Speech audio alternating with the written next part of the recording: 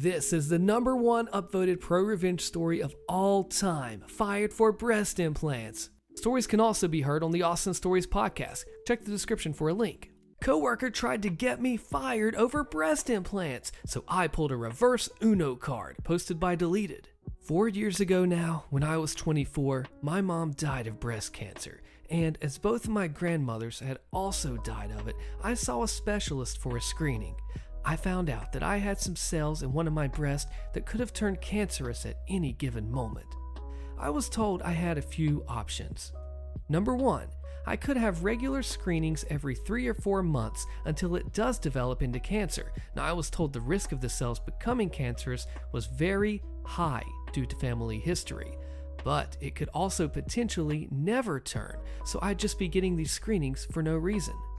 Number 2, I could get a single mastectomy on the breast with the bad cells, but they'd need to keep an eye on the other one, so I'd still need regular checkups for the other breast. And number 3, I could get a bilateral mastectomy and remove all of my breast tissue, basically eliminating the risk.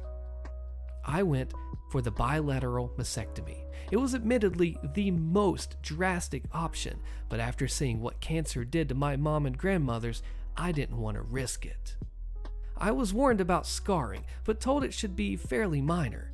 It wasn't, and I was left with 2 huge, pink, jagged scars on either side of my chest, each about 1 inch long and 1/2 inch wide, and it caused me to go into a severe depression, where it got to the stage of me not even wanting to leave my flat because I didn't want people to see me throwing out my mirrors and getting physically sick of looking at myself. I went to a therapist who suggested a plastic surgeon. The therapist said they'd never normally do that, but it was clearly something that I was struggling with and I might never get over it. And the therapist could see why I struggle with it. Although I'll admit, the therapist did send me to ask about scar reduction. The plastic surgeon suggested a cream, a laser, or implants. The cream didn't work, and the laser was both expensive and risky. So I went with the implants. My natural boobs were an F cup, so I went with a slightly smaller double D. Since then, my mental health has improved, and I feel a lot better about the way I look. My confidence has gone up, as has my self-esteem. I know I shouldn't put so much into my appearance, but I wasn't exaggerating about these scars. Huge, bright pink, jagged, raised, just really awful to look at, and I hated seeing myself. And they are now nicely hidden away and you can barely feel them. In the present day, I'm 28 years old and working in an office. I'm doing a lot better than I was.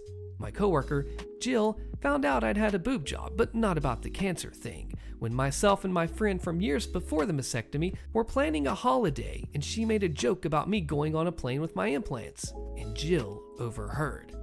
By the end of the day, the entire office knew I'd had a boob job, but not why, and 6 people confirmed Jill had told them. Over the next few months, Jill made many jokes and comments about my chest to coworkers when I was in earshot, and at one point saying I had more plastic than Barbie, and calling me fake in 2 ways.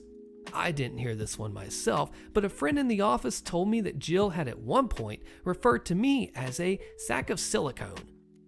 I don't know what her problem was exactly, but at one point she mentioned the NHS, so I assumed Jill thought that I got my stuff done for free on taxpayer money. I'd gotten a mastectomy on NHS, but gone private for therapy and implants. I asked her to stop more than once, but unfortunately, the places I'd talked to her were places like the lift and the women's bathroom, where there weren't many cameras, and Jill just kept making comments no matter how often I asked her not to. I wouldn't say it was every single day, but I heard at least 3 comments per week for 3 months. I hit my breaking point when me, Jill, and a few other coworkers were having lunch. I referred to something as being shallow, and Jill said, "You know all about being shallow," while gesturing to my chest. I snapped.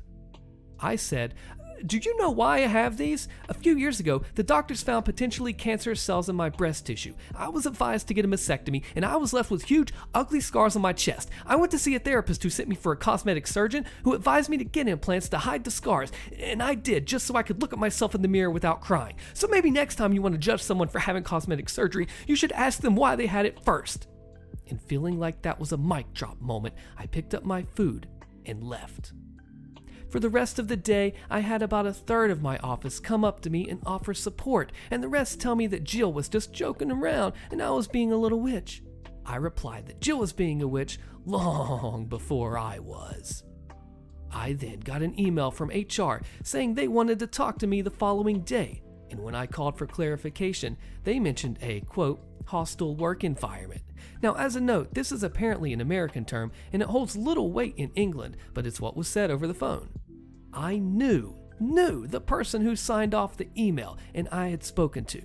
Her name was Debbie, and she was Jill's friend in HR, so I was fairly confident on who had reported me.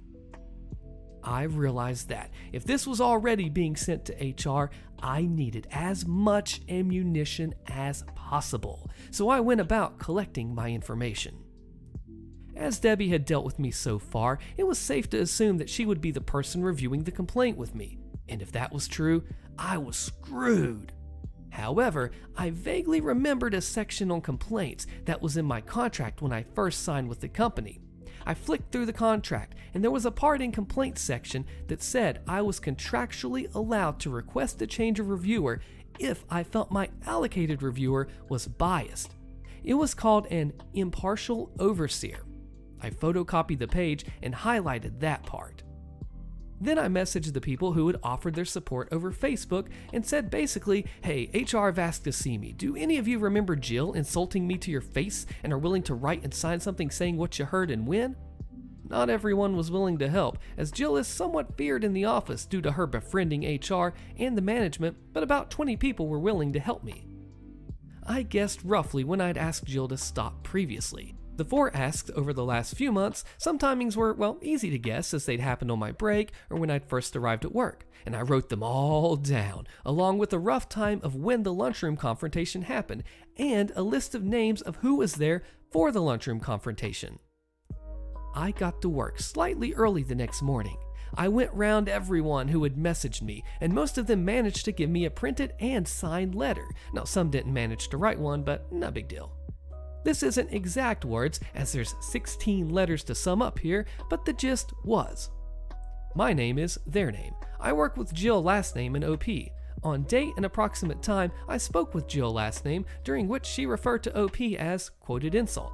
I felt this was inappropriate as it directly related to OP's appearance, and am willing to go on record further to establish that Jill last name has been discussing OP in the workplace in the same manner for 3 months now, causing me discomfort and creating what I feel is a hostile work environment. Signed, their name. I wound up with about 16 letters, all from different people, and one of them was in the lunchroom for my conversation with Jill. Some even had bullet-pointed lists of everything Jill had said to them about me or other people. As it turns out, Jill has issues with a lot of people's appearances. She apparently made comments about one worker's weight and something anti-Semitic about a different worker's nose, all of which were put in these letters. There are about 45 people in the office, so while 16 wasn't a majority, it's still a decent amount. The letters weren't hugely long, most were only like a paragraph, but they had all the necessary information. I was asked to come to HR at 10 a.m. I took the letters from coworkers, the photocopy of the page in my contract, and my dates and times in a little folder with me. I got there, and Debbie was the one overseeing the interview. She got up from her desk, ready to lead me into another room. I immediately turned to the other HR worker that was currently there and said, "So is my meeting with you then?" Debbie said, "No, you're with me." I replied that this wouldn't sit well with me, as my contract states I have a right to an impartial overseer. And as I said this, I took the contract page out of my folder. Debbie read it, I wouldn't let her take the paper when there was a shredder so close by, and said that she could be impartial.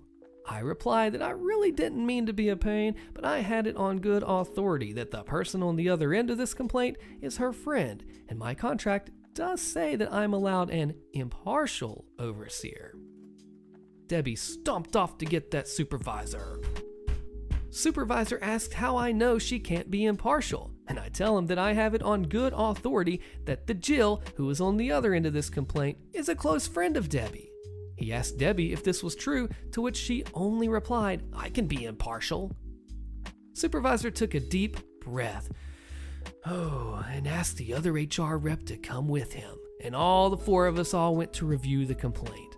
I thanked them for being so accommodating, and I was worried that I'd annoyed them, and Debbie took out the complaint, and all three of them went through it with me. Debbie looked homicidal the whole time the interview was happening, as she clearly had anticipated firing me, or at least recommending me being fired. The interview went something like this. It took like over a half an hour, and they kept asking me the same questions, but phrased different ways, so this is really a drastically condensed version. Starts with a question saying, "You said outside that you think Jill last name reported you. Why is this?" Replied, "Jill has had an issue with me for about 3 months now." "Why didn't you come to us when you realized Jill had an issue?" "Well, I had no issue with her." "What issue does Jill have with you?" "Well, 4 years ago, a specialist identified potentially cancerous cells in my breast tissue. I had surgery to remove my breast tissue, thereby removing the cells and the risk. After the surgery, I was left with large scars on my chest. I went to a therapist for low self-esteem and depression. The therapist suggested a plastic surgeon who suggested breast implants to cover my scars. All of this is in my medical history, which you have a copy of in my file and my full permission to review. Jill found out about my breast implants but didn't know about the cancer. Jill had a problem with my breast implants and decided to communicate this problem to our coworkers." "Why do you feel this is true?" Here's 16 signed statements, all from different coworkers, all testifying that Jill told the entire office I'd had breast implants on the day she found out, and has since made comments about these implants frequently. They have quotes of what Jill said to them about it and rough dates and times. Rough dates and times? No one knew this would be escalated to such an extent, so no one really took notes as to when it happened. What event or events do you think directly led to this complaint of harassment? For me, harassment began when Jill told everyone about my breast implants without my consent. But as to the complaint placed against me, it would probably be what happened at about this time yesterday in the lunchroom. Jill made a comment about me being shallow while gesturing to my breast, and I replied by giving her an abridged version of my relevant medical history, and ending with a comment about the importance of getting the full story. There are cameras in the lunchroom, so I'm sure you'll be able to find that conversation. I'll admit I could have handled the situation better, but after 3 months, I felt I had to put my foot down. Here's a list of names of people who were also present. There were 6 people at the table, including myself and Jill. One of these people is also in those letters and has written their account of the conversation and signed it. Had you had a conversation with Jill prior to this regarding her comments about you? Several, spaced out over the last 3 months. Each time I communicated to her that I felt uncomfortable and upset with these comments she was making, and I would appreciate it if she were to stop. To your knowledge, was Jill made aware of your former cancer at any point in this time? No, it wasn't mentioned in the conversation with my friend that she overheard, and I didn't tell her because, well, frankly, it's none of her business, and I didn't feel the need to detail my medical history to a coworker in order to avoid further sexual harassment. Supervisor stands up and says, "Well, I think we're done here." He shakes my hand and sends me back to my desk, saying that I'd hear from them after they review the evidence, like letters, CCTV, medical history, and anything that they had already, and made a decision on the case. I got back to my desk, pulled up my CV, and prepared to start the job search again. About an hour goes by. Then the person who wrote the letter and was there for the lunchroom conversation gets called for a meeting with HR. They come back 10-ish minutes later. The other people who were also there for the lunchroom conversation get called one by one, except Jill. All of them are gone for about 10 minutes and then come back, find a coworker, and say that HR wants to see them. Then the people who wrote letters but weren't there yesterday are also called one by one and are each gone for about 10 minutes, some longer, some shorter. By about 3:30, it looks like everyone who wrote a letter or was there in the lunchroom has been interviewed. Then, finally, Jill gets called in. She's gone for about 30 minutes and comes back fuming. She glares at me while I work, but I ignore her. 4:30ish, Jill gets called into HR again. 5 p.m. rolls around and everyone is either leaving or getting ready to leave when Jill storms back into the office. She glares at me the whole time she packs up her desk. She then starts telling anyone who will listen that I got her fired before shoving her way onto the lift. An email comes in from HR. My case is closed. This is just a true blue classic because cancer is a horrible, horrible thing and I don't wish it on anybody. If you've never come across it, that is a blessing because for those of us who have seen it, it is just terrible. And to just go and insult your coworker over a decision they made that you don't know the backstory, you don't know the medical history about, especially something as devastating and corrupt and just terrible as cancer, then you just keep shoving it, going, pushing, and not stopping. You deserve that punishment. OP does not, and you do, Jill. Jill, you have failed. HR, Debbie, was going to try to save you. OP knew this, did her due diligence, just completely destroyed the whole situation, got the revenge, got that malicious compliance, pro-nuclear everything, and came out on top. Jill, you should be ashamed. OP, you rock. I ruined Evil Karen's wedding, marriage, and life. Click the video on your screen so you don't miss this insane story, and I'll see you there.